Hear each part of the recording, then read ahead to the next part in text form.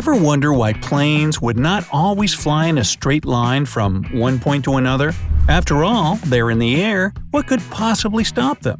Well, there are plenty of reasons for that, and while some are common, others might be harder to explain. Let's start with number 1. Kaaba in Mecca, Saudi Arabia. There are two explanations as to why commercial airplanes never fly over Kaaba in Mecca. The first one is said to be because of the magnetic anomaly over this place that makes navigation equipment go nuts. Another claim is that the pull of Earth's gravity is stronger there, which means airplanes would have a hard time keeping their altitude. Some even say that birds can't fly over there either. This has never been proved though, and there are security helicopters flying over the area just fine, so many people doubt this theory. The second explanation sounds a lot more plausible, if a bit down-to-earth. First, there's no airport in Mecca, which makes it illogical for airplanes to fly over the city.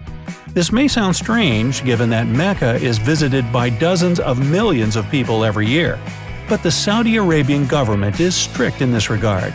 Secondly, Mecca has a designated prohibited airspace, so no civil aircraft is, in fact, allowed by law to fly over the city. And that's why you'll never see a plane above the Kaaba. 2. Machu Picchu, Peru. Ooh. The ban to fly over Machu Picchu has been in place since 2006. The government of Peru doesn't allow any aircraft to approach the important historical site exactly because of its historical importance, as well as the unique wildlife in the area. I'll explain. If an airplane fell in the vicinity of Machu Picchu, it might crash right into the ancient building, dealing irreparable damage.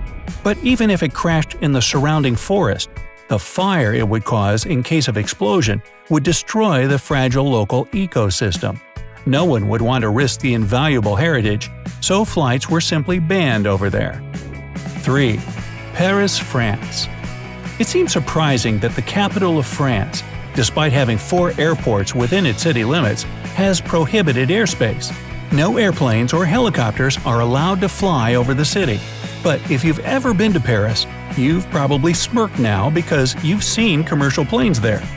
There's an exception, you see. Airplanes can only fly no lower than 6,500 feet.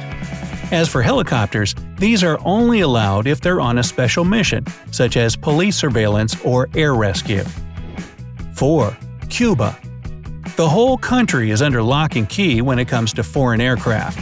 There are, of course, domestic flights there, but any airplane that wants to cross the border of Cuba needs an express permission from the government to do so.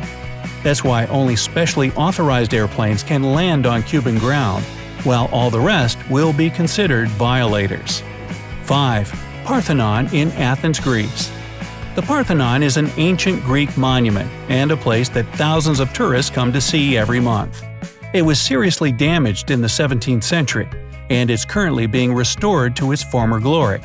That's the main reason why no aircraft is allowed to fly over the Parthenon or in the area surrounding it at an altitude lower than 5,000 feet. And even airplanes flying from the nearby Athens airport are prohibited to do so. 6. Phoenix Park in Dublin, Ireland. Phoenix Park isn't a place of great strategic interest, but it's being actively promoted to become a UNESCO World Heritage Site. It's one of the largest parks in Europe and is home to the famous Dublin Zoo. The Irish are proud of their park, and they've naturally done everything possible to protect it from harm, so flights have been prohibited over it for years now. 7. Constitution Avenue in Islamabad, Pakistan. This stretch of land in the capital city of Pakistan houses lots of government buildings, which is why no airplanes and only special helicopters are allowed to fly along the avenue. Any aircraft, even a commercial one, will be first politely asked to leave and escorted away. But then, if it ignores the request, the consequences might not be so peaceful. 8. Moscow, Russia. All flights were prohibited over Moscow from 1960s and up to 2013. That year, a new law was issued that finally allowed commercial airplanes to cross the sky over the Russian capital. But there's still one rather big catch. They shouldn't get lower than 26,500 feet. Experts say that's of little help to pilots, especially those departing from and arriving to the 3 major Moscow airports. But hey, every little thing counts, right? Official explanation of this restriction is security of the citizens, but there are also many who disagree with this version. What do you think? Share with me down in the comment section. 9. Sri Lanka.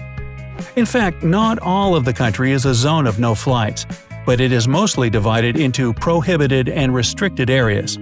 That's why, often, airplanes have to receive permission to fly over Sri Lanka's territory. By the way, there's indeed a difference between a prohibited and a restricted area.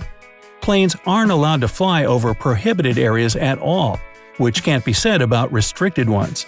These are only closed for air travel when there's a special order for that. Anyway, in Sri Lanka, pilots must make sure they can traverse the airspace over the country at all times just to be on the safe side. 10. The Himalayas. This mountain chain is known as the roof of the world, and rightfully so. They're the tallest mountain peaks in the world, and most famous, of course, is Mount Everest. Interestingly, there is no prohibition to fly over the Himalayas whatsoever, and airplanes can easily climb higher than most of the mountains there.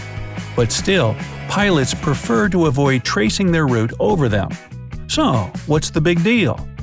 Well, in case of emergency, the plane will have to reduce its altitude, and that has to do with the oxygen masks on board. You see, they only have about 15 to 20 minutes worth of oxygen in them, and during that time, the airplane must descend to at least 10,000 feet. That's the altitude at which a person can breathe normally. But at the same time, it's lower than the height of the Himalayan peaks. So basically, if a plane has an emergency in that region, it will have to thread between the mountains while seeking some place to land. And that's another problem with the Himalayas because, well, it's not exactly a flat area. Finding a long enough stretch of ground for the airplane to land is no easy task. So, flying over these mountains is not worth the risk, and pilots would rather give them a wide berth. 11. Taiwan Strait, China. Not all of it is closed for airplanes, but some parts of this great body of water can't be flown over at any time. The Taiwan Strait separates China from the island of Taiwan, and the reason why flights are partially prohibited over it is that the two have a rather strained relationship. There are no open conflicts, but both China and Taiwan take steps to protect themselves from each other. 12. Downing Street in London, UK. There are few places more important for the United Kingdom than Downing Street. It's home to some of the most prominent British government officials, including the Prime Minister. No wonder airplanes aren't allowed to fly over this area, and neither are helicopters, drones, and any other flying vehicles. In fact, because of the street's extreme importance, even simple people are restricted from walking there. Only scheduled visitors can pass through the gates and see the famous residences with their own eyes. 13.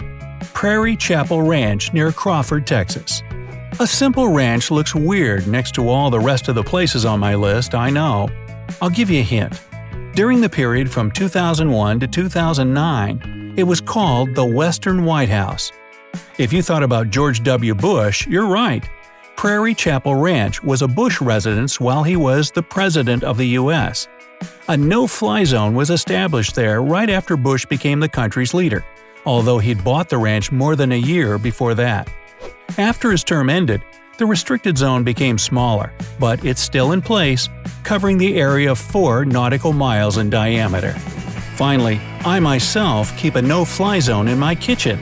If a fly does violate the restricted airspace, then I am forced to bring down the intruder with my fly swatter.